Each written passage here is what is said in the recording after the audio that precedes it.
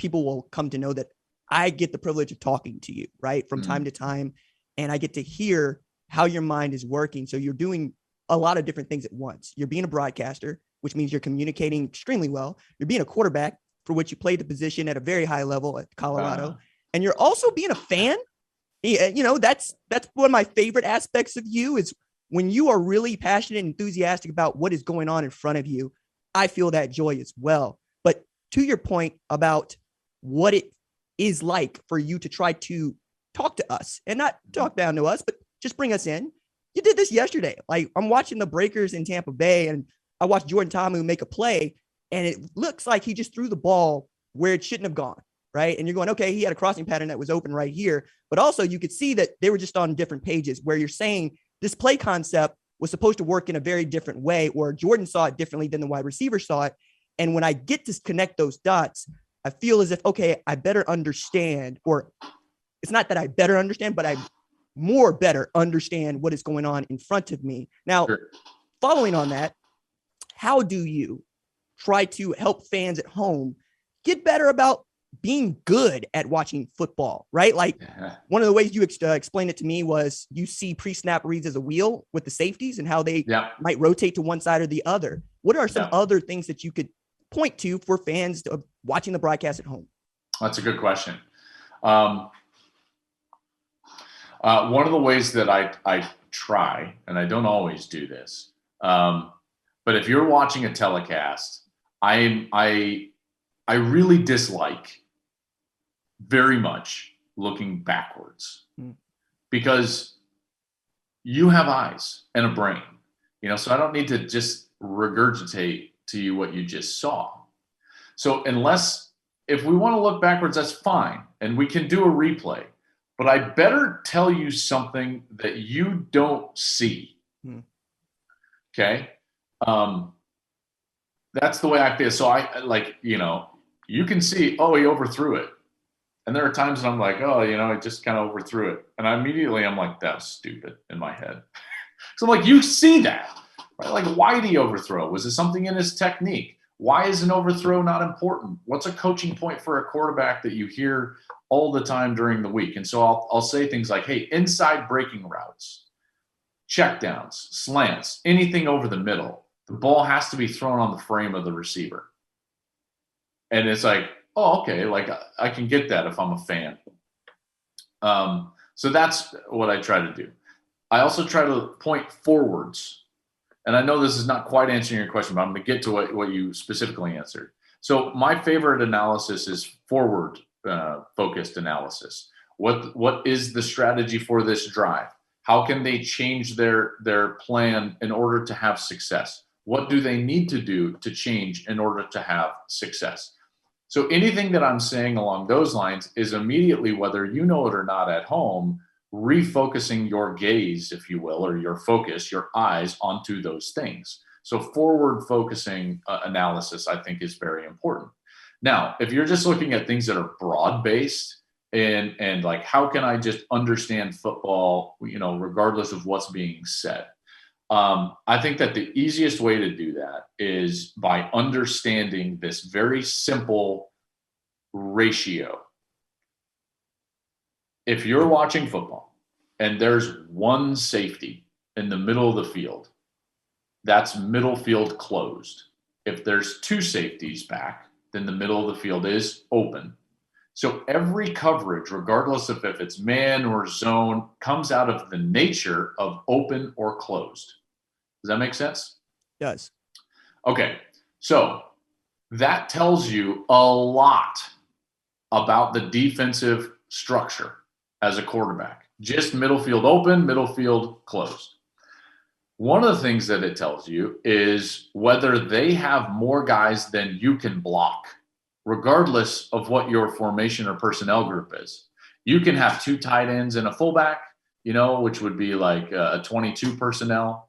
You can have two backs and one tight end. You can have no tight ends and one back, which is like 10 personnel. You can have one back and one tight end, which is like 11 personnel.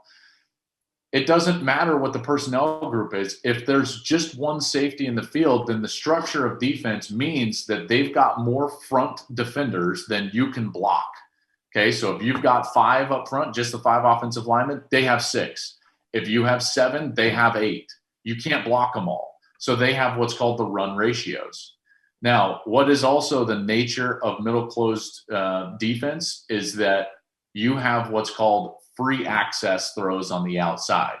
Free access throws on the outside means that the outside defenders in middle closed defense, whether it's man or zone, so cover 3 or cover 1 or cover 0, whatever it is, I say 0 is kind of closed because of the nature of the man coverage, but they have deep responsibility. So therefore, you should be able to throw like a hitch or an out route or a go route. Like you have a one-on-one out there on the outside, they have run ratios. As soon as that safety goes 2 back there, or whether it's cover 4 or 6 or whatever it is, right? It can be Tampa 2. I don't care what the coverage is. If the middle field is open, you can block everybody in the run front. So what that tells me as a quarterback is like, I want the option. I want 2 or 3 play calls in the huddle, which you don't get a lot of in the USFL. I think it's primarily because they just don't quite have the practice time. But I want to have a check where I can run the football either direction or throw the football. And the first thing I'm going to do is I'm going to check that based off of middle field open, middle field closed. Then I'm going to run to the most advantageous technique. So then you can get into all the like minutia of structure and schematics of football, but what it really comes out of is the middle field open or the middle field close. And if you just start to understand that, you'll start to understand why the run game's not being successful or it is being successful. Why are they throwing the ball on first down versus running the ball on first down? It really all stems from that run ratio from the defense and whether there's one safety or no safeties in the middle. I enjoy that. And I appreciate that you're taking the time to really take your time and help us understand not just middle and closed, but open and closed, but also things like what happened again in the Bandits Breakers game that I watched, in which you saw Jordan Ta'amu was going to get walloped. You saw the run game was about to get walloped because the run ratio was in the favor of the Breakers and John Tenuna's defense. And I'm looking at that going, there's 7 guys on the line of scrimmage. I got 5 guys back there. You're going to hand the ball to one of them. It's probably bad, right? And it ended up being pretty awful for them. And you're going, okay, why didn't they get out of that play? And you just answered the question. Perhaps they don't have something else to go to. And at that point, you're either stuck or you're calling a timeout is all I can come up with. And then I'm into the chess game that you are so enthusiastic about it, because what you remind me is you see football like grandmasters see chess chunks. There's only so many options that you actually have available to you. That's right. Based on what's in front of you. There's only 22 pieces out there. They can only be lined up in certain spots, So that's what's fun about football. Well, on top of all of this, Fox has been on its A game, introducing some dynamics to professional football television that I don't think have ever been introduced. Like there's 2 sky cams out there. There's a drone flying around. We have in-game audio. We have access to players explaining to us what they saw and why they went the way that they went. What has it been like for you to have all of this technology at your fingertips? Yeah, I love it. And we've thought really long and hard about how we're going to use those cameras, when we're going to use the sound. Like for instance, I was a big proponent of this and of just saying like, hey, we need to take drives where we don't talk and we just let people listen. And that's generally where I'm just writing down play calls, in my little notebook, and I'm just writing down everything that I hear. So that's amazing. I love, with a capital L, getting to hear the coach the player. I love that. That interaction, I think, is my favorite, because you get to hear guys do it really well. And unfortunately, sometimes guys, struggle with their communication. But you hear guys that understand how to be calm and coach with information and not volume. And I said that on one of the telecasts. I was like, great coaches coach with information, not volume. I can't stand when people just yell like, let's go, finish, like faster. Okay. Like I'm trying to do all of those things. Like, that's not coaching. That's just saying things to say them. But when you coach with information, hey, here's why you made that mistake. Listen, this safety was high. Remember, we're adjusting on that. We've got to bend to the hash so that we can keep the separation and we can bracket him with 2 up on the half. Remember, and always keep your eyes outside first. That's key. That's information, right? I can use that versus just got to make that throw. I know that. You know what I mean? So I love hearing all of that. And obviously then the cameras and the different angles. We thought long and hard. We had a lot of meetings about how we're covering the sport, how we can bring different elements into it. The second sky cam from the defensive vantage point, higher and behind the defense versus always behind the offense from the sky cam. I think that's been interesting, getting the drone out there and trying to just get closer to it. All of those things I think has made it better. And I'm hoping that there's going to be more and more of this throughout football broadcasts, regardless of the level moving forward. I'd be remiss if I did not mention the helmet cam, which, gets my blood going every time I see it. Even if it feels like it wasn't a play that actually mattered, I really enjoy that perspective. I also very much enjoy hearing you appreciate the things that I also appreciate, which is that human personal dynamic on the sideline. I'm nuanced. I understand what emotion sounds like. I also understand when people are reaching for something to say, right? Yeah. Being a blowhard for a living, right?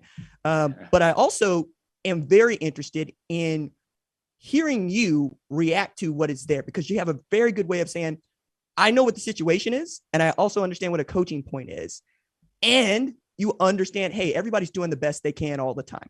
Mm-hmm. Sometimes we just make mistakes. And if you get that part out of the way, you can get straight to coaching and how do we make this better? Which leads me to the last question I had for you, which is, if there is one thing that you want people to take with them from the USFL and this journey that we all have been on for the better part of 6 months, what is it?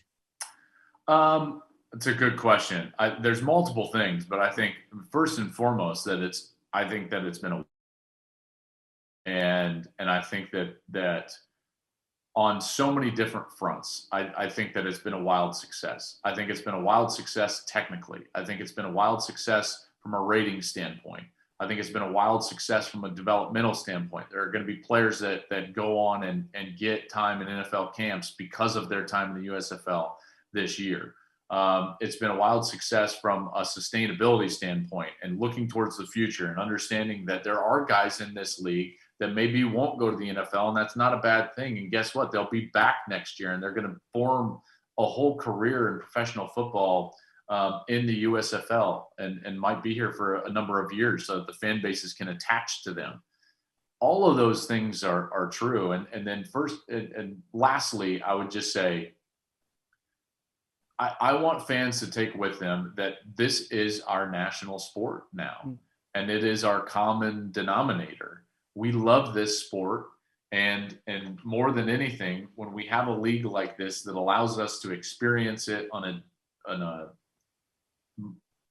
deeper, more emotional and visceral level, I think it's a good thing that we understand the sport that we love more deeply. So all of those things are what I'm hoping people take away.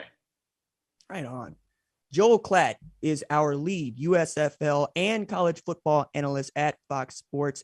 I greatly appreciate you taking the time to give us your perspective on the inaugural season of the United States Football League. I have loved that you have been in on it and covering it all year and, consuming a lot of your content. I think you do a great job, obviously in the fall, and then you've done that obviously now in the spring, RJ. So I'm thankful for that, because people that are passionate about this sport, like I'm here for, and you clearly are passionate about this sport.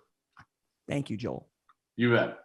Thanks for watching this video, and remember, hit that subscribe button so you don't miss any other videos on the #1 ranked show YouTube channel.